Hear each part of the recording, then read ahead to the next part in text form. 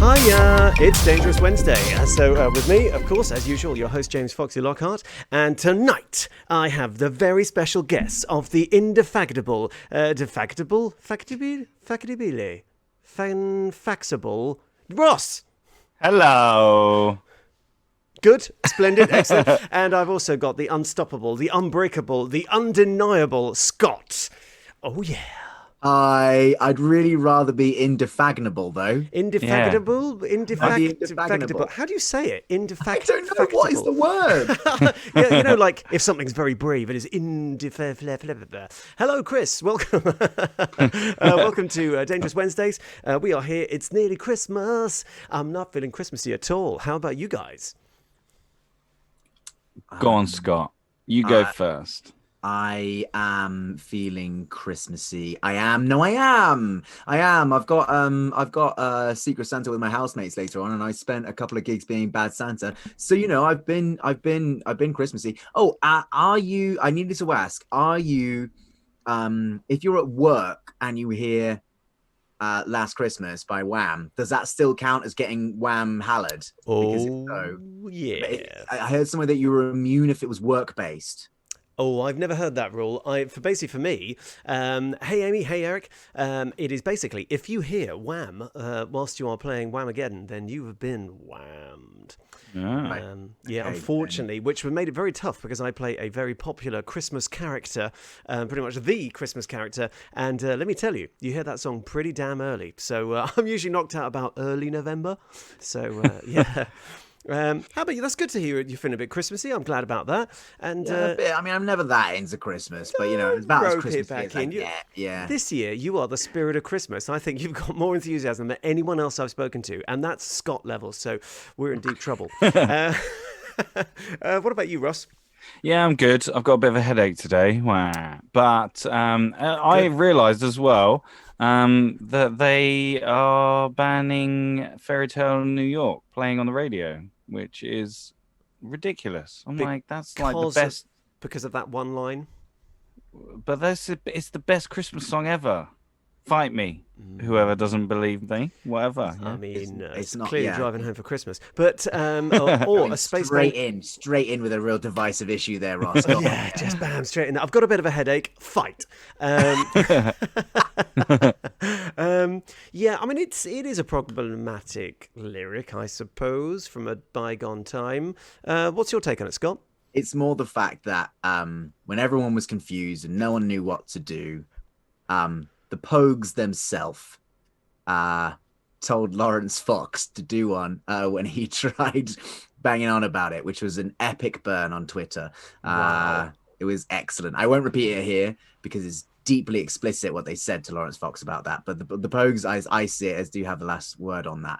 And they decided one way. And I'll leave it for everybody to go and find out what that was. Go look up the Pogues on Twitter and see what they said. Splendid. Absolutely splendid. We've got some, the chat is alive like Christmas lights that no one wanted.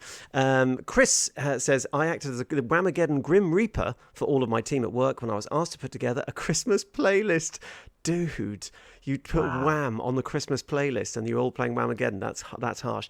However, I bet Chris, when it came on, I bet you just stood there with his arms up like the White Walker guy. Like, what was it? What's the battle? The Val Morgulis just being like, yes, I'll do them. Yeah. However, Chris likes Driving Home for Christmas as well. I love that track. I know I'm not a big Chris Rea fan generally, but I do like it. What would you say is your favourite track, Scott? I was gonna say, who's it by? Were they called the Din Ladies? Da da da da da da da da da da da da da da da da da. And I think I'll miss this one this year. Merry Christmas. Merry Christmas. And I think I'll miss this one. It's not the Bangles. It's someone like that, isn't it? It was some sort of female-led. Yeah, it was around the time of was it around the time of Art Brut as well? Like ladies who would like say stuff. I'm going to the shops. I'm getting some shoes. Yeah. But that was like a song. That was part of a song. It was like, it was like lady rapping. Lady rapping. You heard it here first, ladies and gentlemen. Sorry, Ross. No, I was just going to say I watched on the Wizard. Well, we're just good. Yeah, I watched the video, the music video to that, and my God, when you rewatch that video, who's the singer? What's the main Oh, it's guy? Nobby. Yeah, like Nobby. watch his face when he's singing it. He literally couldn't give a shit that he is in this studio singing this song. He's just like, obviously the people that are listening to this won't see my face, but it's a face of just, I don't want to be here. And then there's a bit right at the end with this kid that he's holding, and then the kid's not looking at the camera, and he's just like, oh, he's either on drugs or just can't be bothered. It's really funny watching it. Probably a hangover. The thing is, when you watch those early music videos, they didn't know how to make music videos. It was MTV that kind of changed everything for that, because they were like, well, we'll just get the band together in June when they recorded the song and be like, yeah, just we'll put you on a slide with some fake snow. And they're like, okay. Yeah. They're pretty bad. You were going to say something, Ross. Scott. What? Oh, Scott. Yeah, go on, Scott. No, I just said you said the lead guy from Wizard. I was like, that'll be the Wizard then. It's Gandalf, Merlin. The guy from Harry Potter. It's true. It's true. Harry Amy Potter. likes All I Want for Christmas is apparently All I Want for Christmas is the UK #1 at the moment. How? It's so old. Good God. I always liked A Spaceman Came Calling, and the new Sia track I like as well. That's really cool. Yeah, actually, both of those that you just mentioned are absolute bangers, absolute tunes. Yeah, they Spaceman Came Calling is a well good song, and that one by Sia is good as well. Actually, they're not bad. Also, we have a friend who did a dance to that Sia song, don't we? We know someone who did that. Do we? Who could that be? There is a certain other Father Christmas in the Danger Club. Yes. They have put online a certain dance that they did to that particular number. Well, yes. It's no secret. It's the worst kept secret on the internet. In fact, it's everywhere.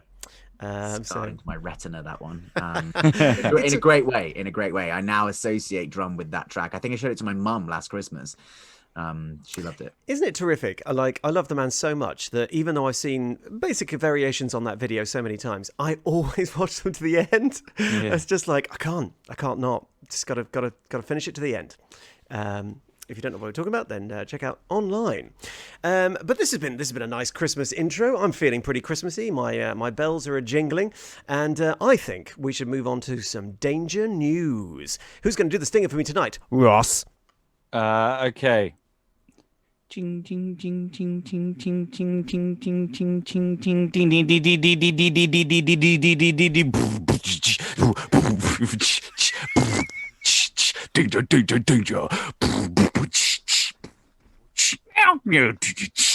danger danger news.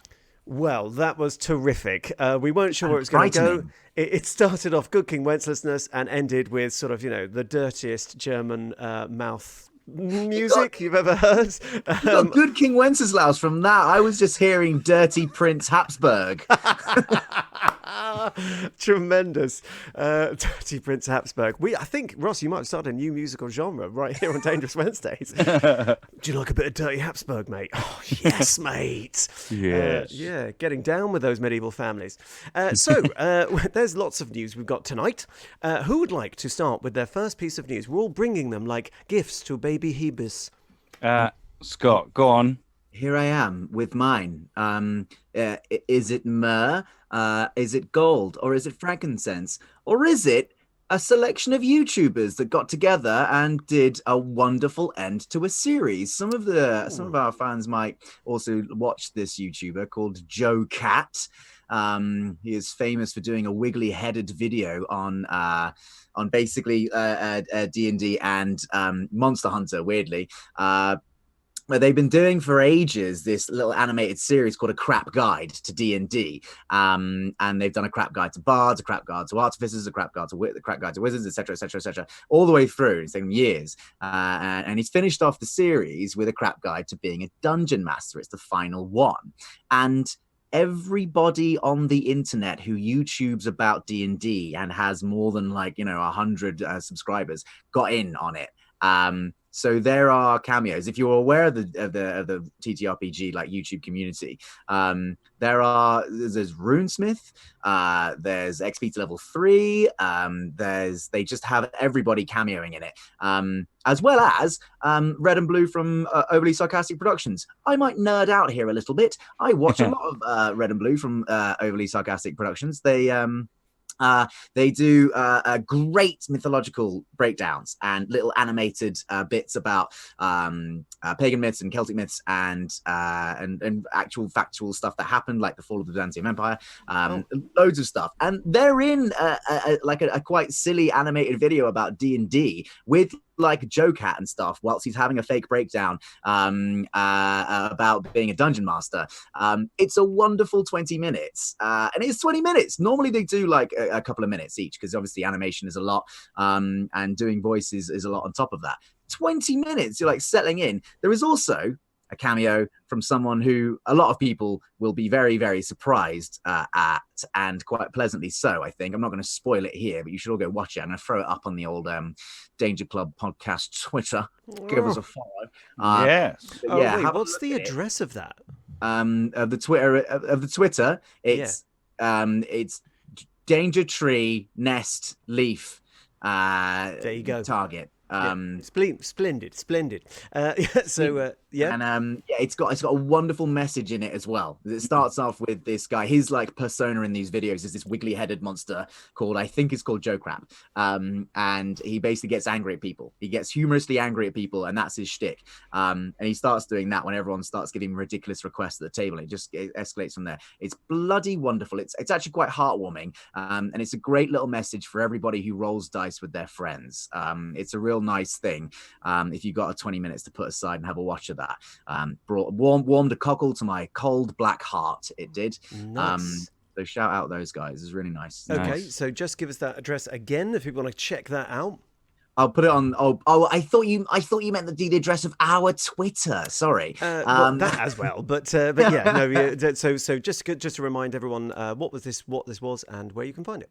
Yeah, sorry. So I'll put it up on our Twitter. Have a look at that. But it's they're Joe Cat on YouTube. That's what you search to find out. On JOCAT. YouTube. Sounds awesome. I might check that out. And what's this Red and Blue? I might check them out as well. That sounds pretty cool. They're nice. They're American, and they're good. They're very concise, and they compact a lot of stuff into their videos, and you can tell they're good at what they do, because on one of the videos they did about Cuchulainn Lane, one of the Irish heroes, they literally started off by saying, "Hi, I know you're all going to get in contact about how I pronounce these things, but I've looked up the old Gaelic dialects, and there are 3 different ways of pronouncing 5 of these names. So just hold on, all right? I'm trying my best. Just give me a bit of space." Oh, that's really nice, because obviously I know that everyone gets their high horse about stuff, and I can be quite the pedant. But before language was formalized, oh my goodness, they wrote it like they spelt it and said it, and they said it in a way different ways. So you can never quite sure. Tremendous. Well, that was an excellent piece of news there. Now, Ross, what do you have? Some news? Yes, I've got some D&D news. Ooh. The cast of Stranger Things are finally doing an actual play of Dungeons and Dragons for real on the 18th of December on YouTube. Oh, no on way. their YouTube. Yeah, and wicked. everyone from, all of them are in it. David Harbour is in it, which should be sweet. And it's going to be with the lead principal story designer, Chris Perkins. I think he's DMing it, I think. Yeah, I saw that. That's interesting, because I'd have thought like they'd have got David Harbour to maybe DM it. Because from the video, it looks like he's inviting everyone to come play. Yeah. But it is in fact Chris Perkins who's going to be DMing for them. That's interesting. Chris Perkins is a great DM, and I first became aware of him years and years and years ago when he DM'd a game for the writers and voice actors of Robot Chicken. Oh, really? Imagine how that went down. It was excellent. It was a bunch of guys who were paid to be very funny and very cynical, going in and like just rinsing D&D, like going in and just like ripping it to pieces. And then within 3 episodes time, fully grown men have sat around the table being like, and then what happens? Like it was amazing to watch. It was really good. But yeah, Chris is quite a good DM for that kind of piece. Terrific. Yeah, Chris is very excited about that. Perkins runs a great game. Hi, Matt, by the way. So yeah, Ross, continue. The title's called Lost. It's an actual play event called Lost Odyssey: Toy Time for 10 Towns. That's a mouthful. I think it's set in Icewind Dale, so it's probably in link with their new module, their campaign module, the Icewind Dale Rim of the Frost Maiden. Rime or rim or rime? Rime of the rim. Rime of the How's it spelled? Right. Yeah, I think it is rhyme. Is it IRMRE. So yeah, I think it is rhyme. Wait, spell it again. RIME. Rhyme. Rhyme. Yeah, rhyme. It is rhyme. Yes. Yeah.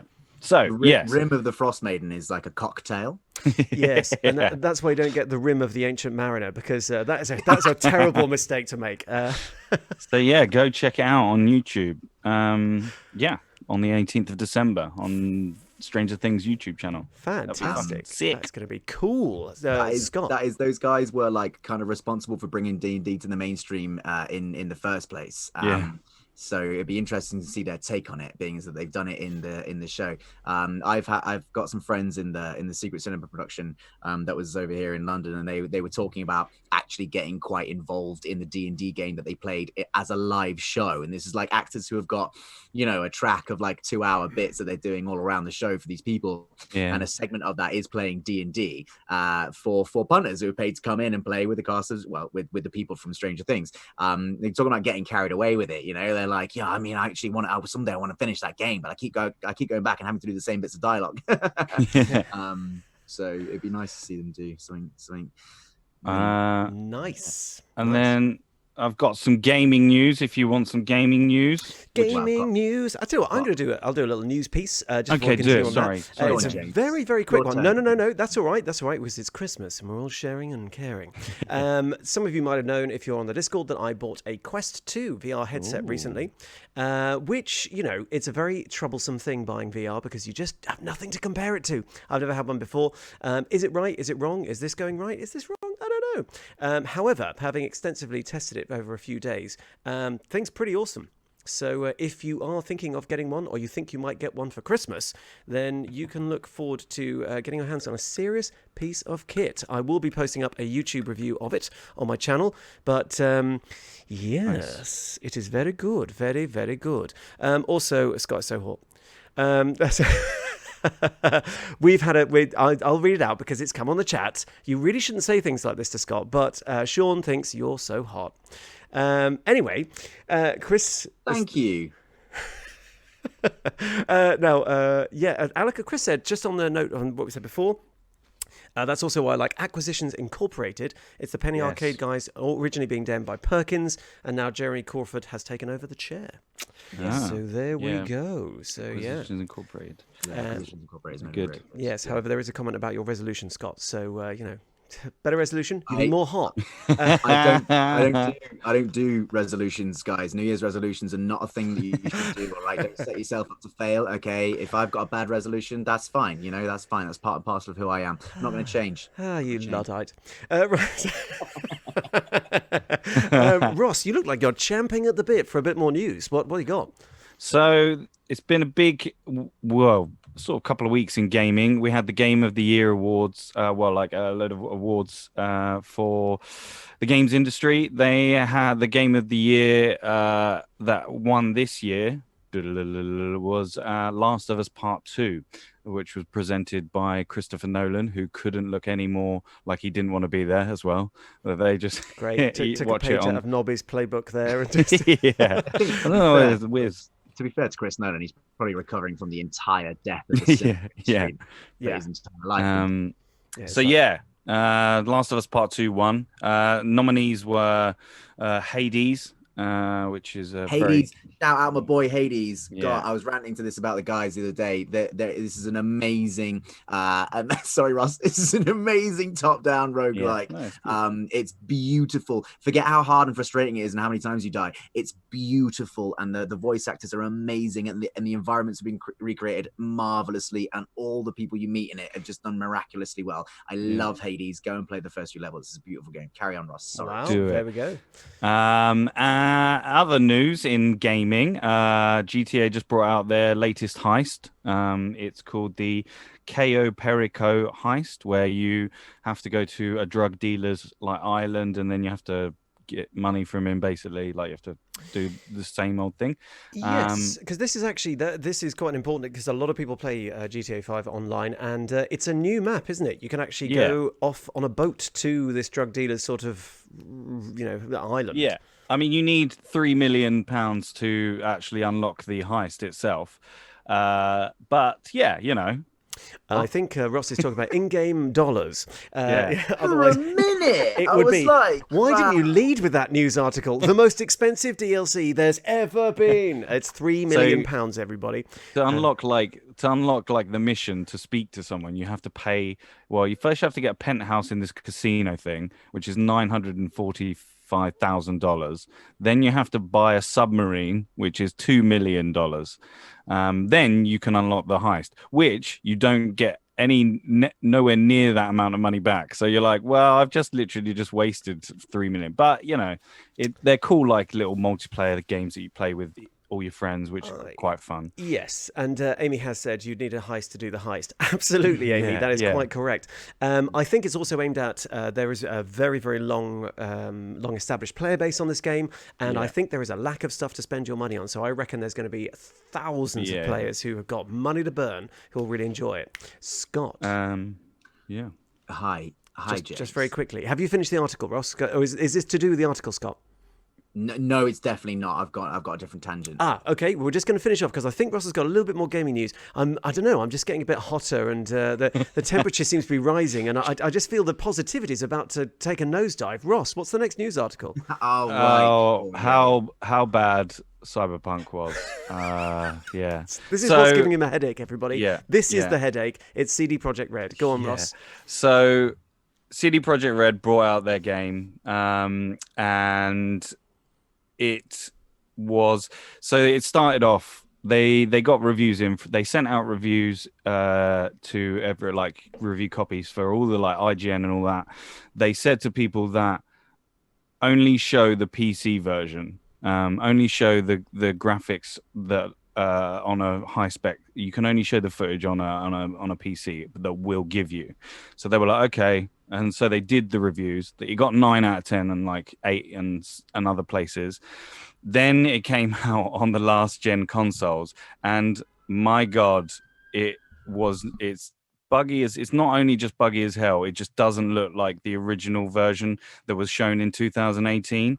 And it's their stocks have dropped 25%. And it's just not what. And basically, everyone feels like they've been cheated out of their 50 quid or $50 because no one knew what it was going to look like. Everyone just assumed that's what it would look like from the review copies of all the ones that were shown from the PC. However, it was not ready for the last gen, the PS4 and the Xbox One. You could say, oh, they're a small company. However, I did some research. They were valued at £8.3 billion, CD Projekt Red, and they overtook Ubisoft in May 2020. They have a current staff of 1,000 people, and you could say, about the graphics not being that great and stuff, but there are plenty of other games on PlayStation exclusives. I'll give you an example. God of War. God of War is done by Santa Monica Studios. They have half the amount of staff, and they've produced a game that is beautiful and looks beautiful. It is true. Now, this is an interesting discussion to have because this is a hot topic in the gaming world about new release games coming out release and coming out being buggy messes that everyone's like, why didn't you wait 6 months? Now, in counterpoint to that, the things like God of War tend to be console only sort of. If you can concentrate on a platform or several platforms, I imagine it makes your job infinitely easier because all of the different platforms you're trying to put to release for will require pretty much the same size of teams, and obviously they're going to be under a lot of pressure to basically dump the last gen consoles. Sony would not have wanted them to put a lot of effort into that because they want them to buy the PS5, and Microsoft won't have wanted them to put much on the Xbox because go and buy the Xbox, whatever it is, the Xbox X or that's coming out. So that's a little bit of a defense for them, but still it does seem to be a bit of a mess, even for a release day game. Yeah, they released a tweet with an image of an apology saying that we haven't focused solely on the PS4 version and the Xbox version, and that they said they offered people refunds. Erica said that in the chat. Yeah, they've offered people refunds, but it's weird. It's kind of a shit apology because they basically said, yeah, the last gen versions are never going to be as good as the PC versions. Well, okay, well that's something you shouldn't really say to it. I mean, I know they probably won't, but that's something you shouldn't really say. It just feels like they knew it wasn't ready, so they went, don't show any of the fucking last gen stuff because then people won't buy it. Almost certainly going to have been the case. Scott, what's your take on this? I haven't got much of a take on it. No, but I'm just curious, and then we'll go on to your article. But thank you, Ross, because this has been really interesting. I know it's been bugging you, and it's been bugging a lot of people, so it's definitely interesting. And Scott. It's bleeding edge. It's on the bleeding edge, mate. Bleeding edge, Ross. The bleeding edge of Keanu's not very well rendered katana. Interesting. I haven't got the game yet. I do want to get the game. I've been put off because apparently the company, to get to this point, to get it rushed out, has had to crunch its staff through grueling hours, which isn't very good work practice, and it's not something I think should be encouraged, and also isn't particularly cyberpunk. That seems to be the thing that one of the enemy corporations would do to its staff and people in the thing. It kind of puts me off from buying it, to be honest, although there is the balance of Performer having had all the work gone out of my life for another few weeks. A little bit more spare time to play Cyberpunk. Oh, really want to. So my morals are going to be tested, but I'm going to try and hold firm and see if they get better with this kind of stuff. Well, I tell you what, you are pretty much angelic, because Eric's just said in the chat that apparently after the last time they delayed it, they got death threats. That is the level of anticipation for this game. So, yeah, I mean, CD Projekt Red under a lot of pressure. Hopefully, they're going to fix it like, say. Hello Games did for No Man's Sky, which was another famous flop on release, but then they have now fixed it. It is as boring as space exploration could be. On that, James, they've announced that they're going to do a January patch, which would be big, and a February patch. That are good, and then obviously the PS5 version and the Xbox, whatever, the Series X, the versions, like the next gen versions, are coming out at some point next year. Yes. Because we've just had that. Amy's just said in the chat they haven't released the next gen consoles yet. So if you are looking for it on the PS5, if you're lucky enough to have a PS5 or an Xbox X or whatever, they haven't released it. Chris is just agreeing as well. Feels like maybe they were hoping most people would have moved on to the next gen consoles by now, and it wouldn't have mattered so much. Anyway, what they should have done is they should have released it purely just on PC, and then gone, you'll have to wait a little bit longer for the other consoles, or not even focused on just doing it on the last gen consoles. They should have just said, we'll release it on PC now. Later on in the year, you can play it on Xbox and PS5. That does seem like, perhaps, take a letter, CD Projekt Red, tweet us, please. That would be amazing for our figures. Now, moving on, Scott, you look like you've got a final piece of news. I've got a couple of bits, yeah. Oh, a couple of just bits. to pull us back from pull us back into like sort of TTRPG stuff again. Absolutely. It crosses with film actually. This one Ooh. is that, remember the old Dungeons and Dragons film from back in the day? Remember that? No, I never Yeah. watched it because it was burnt. Um, Erased it from your memory. Yeah, that's yes. fair, mate. That's absolutely fair. Well, they're making another one. Yeah. What? Yeah. Ooh. And yeah. So this is so latest to be cast apparently is Chris Pine, who Yeah. is coming on board for the project. So that, and also the writers for it they've got on board are the people who wrote a great little dark comedy called Game Night with is it Jason Bateman? A great little dark comedy, and they also wrote Spider-Man Homecoming. Ooh. So good writers, like not shit writers, and a pretty good actor as well, like on board so far. So worryingly off brand for a Dungeons and Dragons film. That it is Yeah. wearing off brand. And just very quickly, I want each of you to tell me what you'd want to see in this new film. Go, Scott. Oh mate, no. Just very quickly, very quickly. A team equally represented so that each of the 5 or 6 characters is one of the main characters. It's so like similar to how, you know, the superhero films have been treated. A team who overcome things together, and it isn't all about violence, but get equal time spent between them. Terrific. Ross? I'd like it to be a little bit kind of like Jumanji. You know, they're Will they go kids. into the game? Well, like it's kind of like that. It's like that. Well, that's what Monkeys. D&D is, isn't it? You don't want to just start off in. Come on, mate. You want to do go into the game or get the cards out and be like, whoa! It's going to go like full retro. And No, like, not turn like into they physically. cartoon characters. That'd be sick. They'll be Yeah, running away yeah. from giant D20s. It'll be like And Actually, I'm and up for that. Actually, I'm come round on it. Actually, that's a sick idea. and that there's not like a specific race that is like the bad guy, you know, not the ironic, like you know, there's more 3 dimensions to the absolutely characters right. and stuff. Absolutely right. D&D have a chance here by handing this thing to like a main. This is going to be the vein for the mainstream and how people view the hobby. Because let's face it, even as Pathfinder players, people who don't know what we do still go, "Oh, like D&D," and you have to go, "Yes." It's going to be how we're seen for a while. So it'd be nice if between D&D and you know the filmmakers, they could just absolutely nail this. There's a lot of talented filmmakers without work at the moment, and people doing the right thing in films. It'd be great if they could nail this as well. it would be terrific. Chris would like it like the classic cartoon. So yeah, like we were saying, Tiny that dungeon master. Oh, you must do this.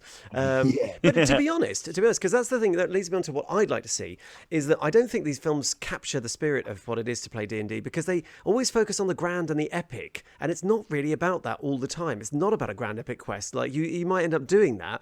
But it's the sort of backbiting in that cartoon series, and like Eric just minging about his shield and how rubbish things were, and like, you know, and all the characterizations. I'd like to see some of that. I'd like to see some micro level sort of, you know, some shenanigans going on. You're absolutely right, James. Yeah, the first third of the film should be 3 idiots in a field arguing about who gets to hold the butter knife, and you know, like failing to overcome a particularly rabid rabbit. Like that's, you know, that is. I think that's true. I think you're right. That would represent like levels 1 to 2 pretty good. Yeah, and arguing over some naff loot and a pair of boots that's clearly designed for someone else, but it's like, no, I want them. I want the boots to sneak in. It's like, you can't, fuck, but you don't need them. So, you know, that kind of stuff, because that actually reflects. That will chime with the D&D and Pathfinder player base far more than some film with Jeremy Irons being all twatty and epic. And it's like, It depends Jeremy how Irons was excusable in that film. He was excusable in that film. He was excusable. He was. Entirely not his fault, that film. He had a note from his agent saying he tried. I guess it depends on how they want to go about it, whether they want to do the whole you're purely just in a fantasy, or you're having modern characters like from like us playing these like, you know, characters in a fantasy, and then people are reacting to you talking like weirdly or something, kind of like that new film that's coming out with fucking what's his name, Free Guy, I think it's called, with Ryan Reynolds. Yeah, kind of like that, where they're like where they kind of maybe they know they're in a sort of I don't know. Which We'll is see. interesting because obviously Free Guy was made with the gaming market in mind. With the setup of it being almost exclusively Fortnite is clearly what it is. Yeah. And this with a TTRPG thing in mind, the demographics overlap obviously, but they are not the same. They don't have the same applications to technology, No. despite how far tabletop role playing has come. Obviously, we've got all kinds of apps and shiny things running the numbers for us these days,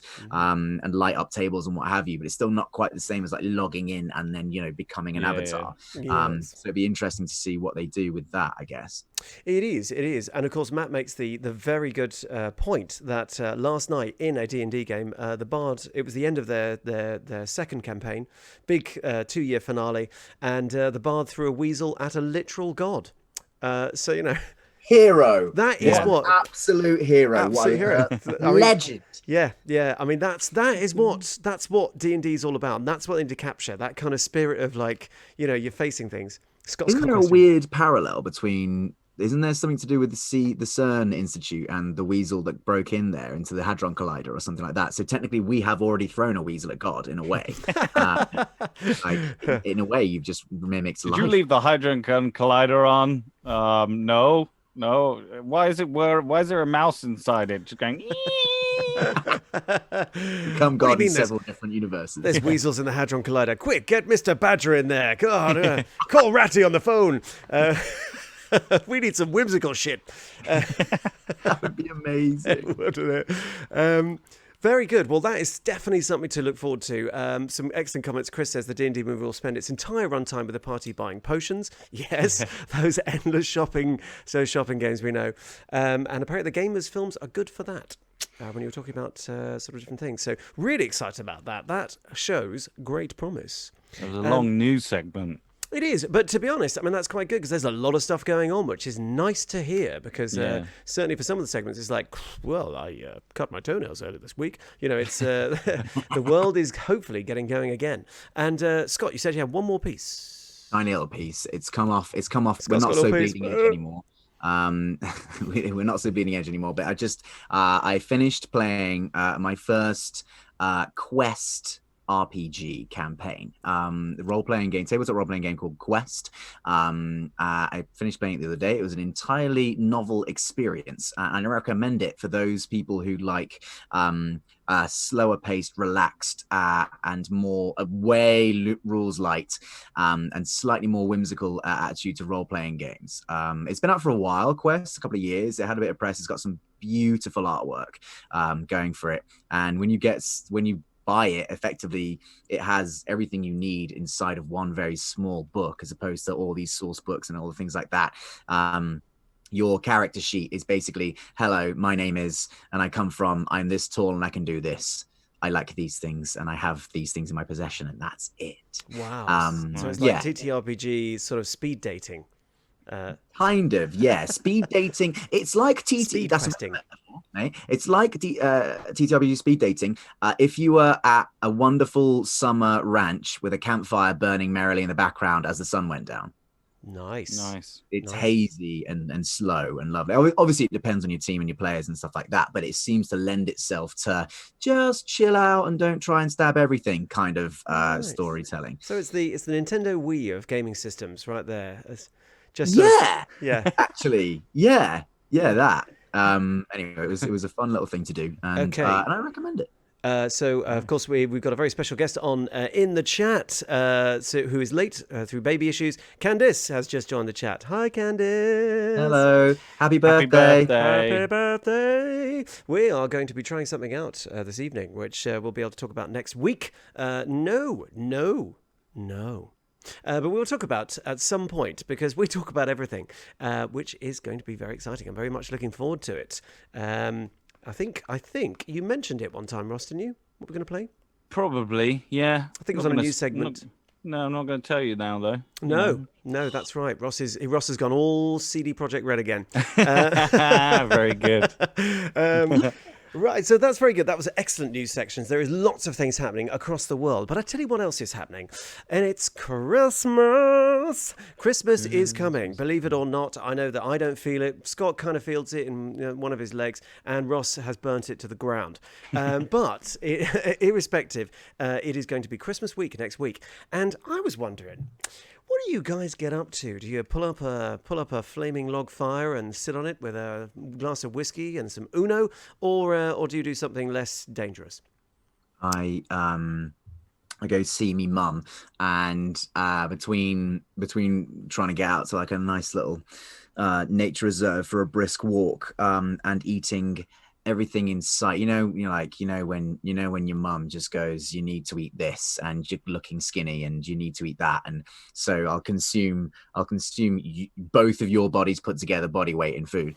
Apart from that, we also play a game called two-player game cards. It's called Odin's Ravens. It's called Odin's Ravens. Ah, yes. Yeah, I cool. actually bought that for Dan once many years ago, and Dan and Fee love playing that game. What is the concept? It's a great little two-player game. You basically set out little tiles, and it's just two courses, one up and one back. And you play as Odin's Raven, one of Odin's Ravens. Thought and Memory, Hugin and Munin, and you race each other. It's basically the Ravens' day off, and they go racing all around the Nine Realms and Midgard and stuff. And the tiles are like gorgeous little bits of landscape that if you match them, like if you have a canyon next to a canyon, then it means you can progress. And you need to make sure you match them. And Loki turns up because of course, and offers you boons and helps you spite the other Raven. Basically, plays tricks with you to try and give one the advantage on the other. It's a great little game. It's quite quick as well. It can be done quite quickly, and also it's got that great little thing of immediately after you finish one, you get that little tingle because you kind of want another one, and that's always a sign of a good game, I think, if it makes you want to play it again, because it'll always be slightly different each like time. blocks of cheese. I often get tingles after a block of cheese, being like, "Oh God, I think my arteries have stopped." Loki's there, being like, "Yes, James, this one. Yes. Eat my widow cheese." I'm not sure where that's going. That sounds amazing. How lovely! We're going to play some Odin's Ravens. Another quick sort of happy birthday. Chris apparently is his birthday on Saturday. Birthday, Chris. Everyone is getting older. But congratulations. What a time for celebrating. Actually, one of my friends has his birthday on Christmas Eve, which I always thought sucked balls, because you get one load of presents and that is it. I was like, God. Yeah. Doing what I used to date a girl whose birthday was on Christmas Eve. She only got one set of presents ever. Yeah, that's the way it goes. Tweet us Christmas. So so I or if you're like Candice, she has to wait both for her Secret Santa and her birthday presents. we actually bringing this out on Dangerous Wednesdays. Oh, All right, yeah. cool. Oh, good. She good. can't do anything about it. Oh. Playing the game with her later on, mate. Yeah. It's good. Good. Feed the anger. So I'm picturing Scott sitting there in a sort of a halcyon kind of playing a game with his mum, having a lovely time, eating all the food and enjoying being one of Odin's Ravens. You even dress like one of Odin's Ravens today. It is terrific. Now, Ross, what do you get up to at Christmas? Well, we all have our breakfast naked. This is to remind everyone, Ross lives on an island in a swamp, so it gets pretty hot even at Christmas. So yeah, we wake up in the morning. We have we know that traditional. Most people do. I'd be concerned if you didn't get up in the morning, in which case it's going to be a quiet Christmas. We have salmon and eggs. That's our sort of traditional Christmas breakfast. Smoked salmon and eggs. And then we sort of mill about, have some coffee, and then sit down, open some presents. Although, as you get older, the present giving becomes shorter and shorter, because you don't really. This is a thing that I'll bring up later, but like the presents dwindle as you get older. Is this CD Projekt Red's fault? yeah. I don't know. Everything's their fault, to be honest. God damn it! Just the Ross presents is are just getting like- smaller. Opening presents and you can't really see them properly. Yeah. Sort of like, oh, the resolution of this present's terrible. It suddenly jumped out of my hands and flew out the window. Oh, God. And then we open some presents. My cat starts to fucking dive into all the wrapping paper. What's your cat's name? Twiglet. I wasn't expecting it to be that good. Yeah, I have been brought pleasure by this name. Yes. She is adorable. She is. She's 19 years old. She can't see, can't hear, and sleeps all day. So, you know, Good. and drools everywhere now as well. Like she was Yes. sleeping on my hand, and then she got up, and I was like, "Oh, there's drool all over my hand. Thank you for that." Now you know how we feel. Does she want to guest on the podcast? I mean, Yeah. you know, Yeah, and then we sort of like usually if I get a game from my brother or something, well, usually me and my brother play a game together or something, like whether it's Call of Duty or something, and then we maybe Play Call of Duty on Christmas. together Oh. as a family. there's Gran stabbing someone in the back of the neck. There's mum Well, and dad. my gran's long dead, range so snipers. thank you for that, James. Oh, okay, right, fine. Well, I'm joking. But no, it used to be we sat my nan on in the front room with an iPad, and she had a little puzzle to do on the iPad, and she was that's happy. nice. That's She didn't know what the fuck was going on. She was just sitting there on the iPad. And then we play a game, and then we'd have dinner, and then we'd play maybe like a card game. You see, mum and dad and like parents are not like very like tech savvy. board game, and board game like so we would play like maybe guess the humming song, and That's mad Yeah. because you're Mr. Guess Board the Game. humming. Who guess the- hums? I think it's probably Ross. guess the humming. All right, look, we'll do it now.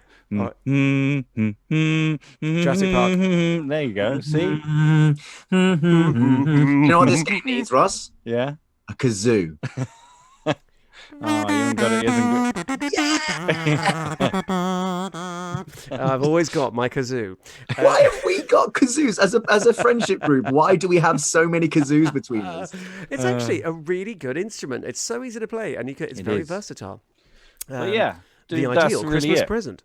That is really it. Don't really do anything else. So- Just chill. So, do you not play board games with your? Because I mean, Mum. No, never because they plays. don't. They like. I would. That's the most frustrating thing is I love to play all the fucking thousands of board games that I have, but they're not into that sort of stuff. So it's just like cool. I just leave them on my. I've still got Gloomhaven there for God, years and Maybe years and years. years. You want to play Gloomhaven with? You really I are know. the sort of the shadowy one of the family who they don't talk about. It's just like he likes board games, wall to wall board games, and no Harmson's ever liked board games, not in the This is history true. of the family. You're obsessed by them. Yeah. Yeah. So that's my Christmas. How What about yours, tremendous. James? Well, Yeah, what that about sounds very yours, nice. James? Well, I will get to that. We've had some great comments in the chat. Sean said a presolution for, of course, the resolution of the presents. That's very, very good. I like that. Yeah. I have to say that, yes, I love scrambled egg. They're talking about how people like their eggs. There's a lot of love for salmon and eggs. Candice likes them slightly runny. I'm sorry, Yeah, I but can see no. that. Yeah, they're all no, right. It's like- no. Get the funk out of my Christmas, you horrible runny-egged fool. So we're going to disagree with that. So no showing up at my house this Christmas with your runny eggs. It's got to be that. And also Gloomhaven is great. And all Yes. that shoe cheese, of course. Surely you And eat shoe cheese. chew cheese as well, and crackers. She's that's very good. Yeah. Chris is like that with TTRPGs as well. Huge collection, but nobody to play with and no time to play. I mean, Yeah. that's the thing with Christmas. So a similar story. I go home to see my mum and my brother, and we've also got a lodger who lives there as well. And we tend to have I tend to like sort of taking these a little bit more jovially. So I quite like a bit of smoked salmon myself in the morning, and then we will cook a lunch, open the presents, do all that sort of stuff. Ours tends to take quite a long time because it's nice to sort of, rather than when we're kids, we're like, oh my god, that, and then oh my god, this, you know. we tend to open a present and then look at it and be like, oh, how cool. Oh, maybe sort of, read the instructions. No, we don't quite get that long, but everyone has their time to look and fully appreciate their presents. I entirely agree with you, James. That is the civilized way to presenting. That is that you spread it out throughout the day, you make it last, and it makes you feel decadent. It makes you feel like a rich person. If you've got, and we've had the third course now, so present. Oh, we may as well. We've got a few left. All right then. Actually, that's not what I was saying. But we take the present. No. It nearly is. We kind of have just a long time where we open presents. So it could be like an hour and a half, 2 hours, where we really leisurely open the presents. I like that idea. Especially when, we don't have kids. No, Chris. No kids here. So that will all change as soon as when I go to see my niece and nephew. Oh, my God. That's what you think, James. Oh, it's a Christmas surprise. Ross is pregnant with my child. Hi, Junior. Yes, and then you settle down to the decent business of entertainment. And I am definitely the one who, like Ross, takes home, because obviously I don't live at home, I take home a large selection of games, most of which get their nose turned up at, because there is this very fine line. Now, Scott mentioned something very important with selecting a game for Christmas, and that is simple. The more complicated the game, the more my family just completely, their eyes glaze over, they can't be bothered, and they're done. And so you've got to be able to explain the rules really quick and get them in there, and then they start having fun. Did you try to play Twilight Imperium with them? Is that what happened, James? No. One year I got Axis and Allies, which is a World War II board game that's incredibly complicated, and I still have never played a game of that because I got it out, we set it all up, and I started with the rules, and quite literally people just left. They just walked out there and I was like, yeah, it's a bit too complicated, isn't it? Never mind. Don't you play that game, the weed one? Well remembered. Yes, indeed. Yeah. I was going to come to that. So we tend to play I'll try new games. I'll take home, things like Tales of Arabian Nights. If you've not played it, it's terrific. A game that's purely about stories that will most likely end with you mad and peeing in your own shoe in the desert somewhere as a cursed fool. Or you could become the king of kings. It's really, really good. But then inevitably we end up playing a very old game called Grass. Which I bought many, many years ago. And it is all about trading that particular sort of good, as it were. And it's actually really, really good. It's very, very, very addictive. It's sort of an economy thing, really. You could be selling anything. You could be selling ice creams or something. But it's all about sort of stitching each other up and putting the heat on, and but also trying to sell lots of weed yourself, and it's very entertaining. We played that till very late, drinking whiskey and being silly, and then I tend to stagger to bed. Hey, says Amy. Yes, exactly. Yes, to use the colloquialism, but it's pretty good. Yes, Chris says that if you have kids, it's a slaughterhouse of glitter and wrapping paper. Now, I bet that's Drum's house as well. I was going to say, I mean, I live with a load of performers who've just done Secret Santa. So, I mean, my house is also a slaughterhouse of glitter and wrapping paper. Yes. There's children here. There's just, childlike people. No.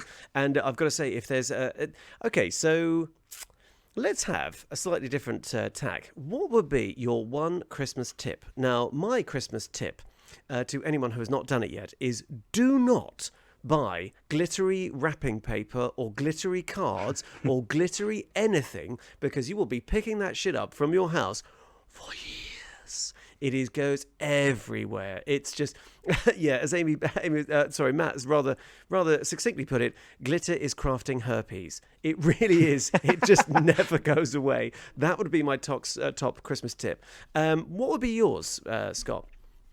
Oh, I don't know. My Christmas tip would be to remember that Christmas was originally a pagan festival. All right, yes. and all this red cloaked guy. It's all of this is an approximation by Christian cultures and Coca-Cola. Saint Nick, all right, he originally wore green. He was a German weirdo. And back in the day, you used to get presents if you were lucky. You didn't get put in a bag and taken away. And it's kind of been stolen a bit by Krampus as well. That was there. Okay. I love remember that. green German weirdos, okay? And then this fancy, like, oh, he's red and he's nice and Coca-Cola and stuff. Oh yeah, well, enjoy that. But remember the dark heart of Christmas in the woods, in the Black Forest in Germany. Remember. I love those old sort of tales. It's just like, because I have to get the rod and the carrot in there. It's just like, he might bring a present, he might take you away. It's like, oh my god. Good night. Good night. It's like, great. So there we go. Remember the dark heart of Christmas. Happy Saturnalia, everybody. And then Ross, what is to be your top Christmas tip? Always get a spot on the sofa, especially if you've got a big family. You don't want to sit on the floor. And by what methods have you gained a spot on the sofa in years past? Poop. Poop. I mean, just put a fake poo on the sofa, and people are like, "I won't sit there because there's a poo on the thing." Oh, I thought that was just a Harmston way of reserving something. Like, you just take a poop on it. Is anyone using this? Oh no, wait, sorry, someone's pooped on it. It's clearly being used. Yeah, it makes it really awkward for the food that we have in the house. Right. Do you serve poo with food? Never mind. I shouldn't have asked. Why am I asking? Is anyone having this turkey? Oh no, wait, no. No, I'd say and also don't get annoyed if you don't get any presents. It's about spending time with your family. You forgot to get a present for someone one year, didn't you? And they haven't let you forget it. No. I mean, or you didn't get presents one year, and you've never gotten. No, I'm just generally saying, if you don't get presents, don't worry about it. Chill out, yeah, bruv. So if you didn't get any presents on Christmas Day, how do you feel? I'd just be like, cool, I'll go and play my PS5 Cyberpunk and smash my controller, which was broken, by the way. So everyone's image of you as Tiny Tim has just been shattered. In actual fact, you're like tiny little billionaire. You were going down a really wholesome route of not needing to exchange gifts in a capitalist frenzy to appreciate your time with people. But you're like, don't need any gifts because I've got a big TV upstairs and a next gen console. Bitch, do what I like. That's my point about having, when you get older, you get less and less presents because you can buy yourself all those presents anyway. So I'm like, wow, I don't really need anything. Just I got my I'll just buy it myself. Oh, I mean, amazing. Actually, the thing that's come full circle for me with presents is socks and pants. You used to get them all the time. Be like, yo, mom, dad, what you doing? Don't need these. This is weird. Want something cool? Become like hit over 30. All of a sudden, like, where are my socks and my pants? I don't buy them enough. Mine's clearly. aftershave as well. Yeah, I'm actually. Aftershave is good. Okay, so in an incredible Christmas jinx, Amy put, "This is why socks is actually a good present." As you were saying that, and then went, "Ha, Scott," because sometimes you need socks and pants, and they never get any. I remember the worst present. Okay, so we're going to go for the worst present ever we've given each other, or someone we know after this. But we've had some good comments here. Anakar's, Chris's, start drinking as quickly as possible. Yep, fair enough. I have seen those glitter bombs, Eric. God, they look like Satan's invention, Satan bombs. Apparently, Sean says Scott put Christmas in our D&D game with an insane gnome on a flying rabbit. Checks out. So, if you haven't got a Christmas grim fairy tale, then Scott will write one for you. You say that. I've been asked to write another one for the earwigs. They want me to do their Christmas game, and it's already gotten quite dark and quite violent. So yeah, of course it has. And Matt called Ross Tiny Scrooge, which I think's fair, rather than Tiny Tim. So this brings us on to the sort of final thing. What is the worst present you've ever bought a loved one or a member of your family? Now, for me, and I actually feel slightly guilty saying this because I loved a man more than words can say, but for my dear old dad one year as a child, I never knew what to buy dad. Dads are tricky because dads have everything they want, and they've got everything they need growing up, and he was a very practical man and just didn't really need much. So I thought, God, I know what would be a really good practical present, and I think he'd pretty dig it. I bought him a CD cleaning kit. So, my God. And I will never forget his face falling as he opened his present from me. This is a man who used to get Toblerones by the bucket every year because everyone was like, "Oh, that one year you said you liked Toblerones." Toblerones. He was very difficult to buy for, but I'm sorry, Dad, wherever you are looking down, I hope you're having a chuckle because, my God, I was sorry I bought you that. I knew I'd done a bad one. So a CD cleaning kit for my dear father many years ago. What is the worst present you ever bought, Ross? Well, contrary to Have you belief, gifted 2077 yet? 'Cause I don't give bad gifts. I give thoughtful gifts. I'm quite good at that in terms of. So, like last year, I bought my mum a pendant of my nan and granddad engraved, and then on the other side it says "Forever in Your Heart" because my nan passed away 2 years ago, and she. I'm sorry, You know. honey, but that is a beautiful present. But I didn't ask that. I asked what's No, the but that's the worst thing is I'm present you trying bought? to work at like maybe some fucking licorice all Saying sorts, this up, maybe. and like that was such a good present that he's like anything that I say now will be all right because that was so amazing. I mean, That was nice. that is a lovely, heartwarming present, and not at all what the question was. I'd have written on I'm your a school report, politician. What can I say? a nice You know? answer, wrong question. So there we go. Okay, fine. We'll move on. So from that. yeah, probably some licorice all sorts. There you go. So I really hope I've got Ross as my Secret Santa this year because I'm going to know it's going to be a doozy. I'm expecting a PS5. Scott, what's the worst present you've bought?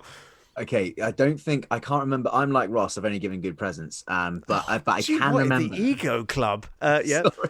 I was trying to think when you said. I was like, I can't mean, remember. I don't know. Maybe someone's lied about it and said thanks. Oh God, Scott! Wow. I mean, in my defense, I normally buy really, really good presents. I just remember that one because I was quite young, and obviously you learn things as you get older. I was about Yeah. 12, I and I was did. like, I did one time when I was a teenager for Mother's Day.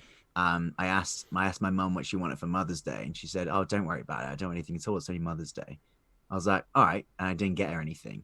Cue like a flash cut to me and Dad speeding to a supermarket somewhere, trying to pick something up for Mother's Day. With me confusing the car, being like, "She didn't want anything," and my dad being like, "Yeah, that they always say that. They always say that, Scott." yeah, it means you'd better surprise with something good. Fair enough. Okay, so we got that. Chris has chimed in. These are great. One year I bought my dad the special anniversary edition of The Italian Job. It's currently sitting on my DVD rack. I didn't like that. Eric, however, tops that with the tremendous. The first Christmas together, I bought my wife a heated travel mug, and she still reminds me of it. That's a good present. I mean, a heated travel mug. That's quite useful. It'll keep your drinks warm. And oh God, no, it's fine. I hope it survived being hurled at your head. Terrific. Well, this has been so much fun, and unfortunately, the time has flown, and it is 4 minutes past 7 as usual. We're gonna finish off with some last comments. So, Scott.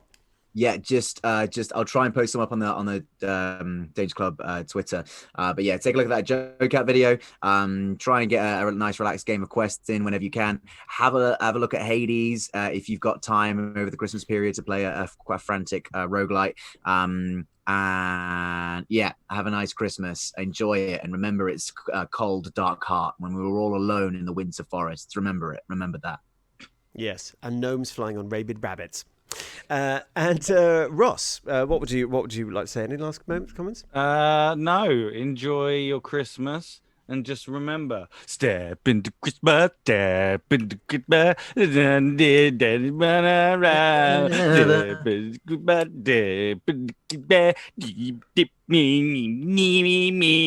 Okay, and also don't buy Cyberpunk 2077. Merry Christmas. Now, you're both talking like this is the end of things before Christmas, but we have an exciting reveal. Just before we go, next week, we are going to be doing a festive film watch. Oh, yes. You too could be invited to a party to watch a festive film with the Danger Club. In fact, it's open to all, and we're going to get our Christmas jumpers on, and we're going to get all snuggly, and we're going to have a big old glass of what the mug, because it's probably not going to be very good. Keep an eye on the details for that. That will be coming up soon.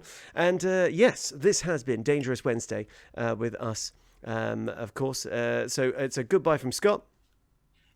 Goodbye. Farewell, adieu. And it's goodbye from Ross. Auf Wiedersehen. Yeah. Night. Auf Wiedersehen. And of course, it's goodbye from me, James Foxy Lockhart, wishing you a very happy Christmas. And of course, stay dangerous. I'll see you later, guys. Stay Wednesday.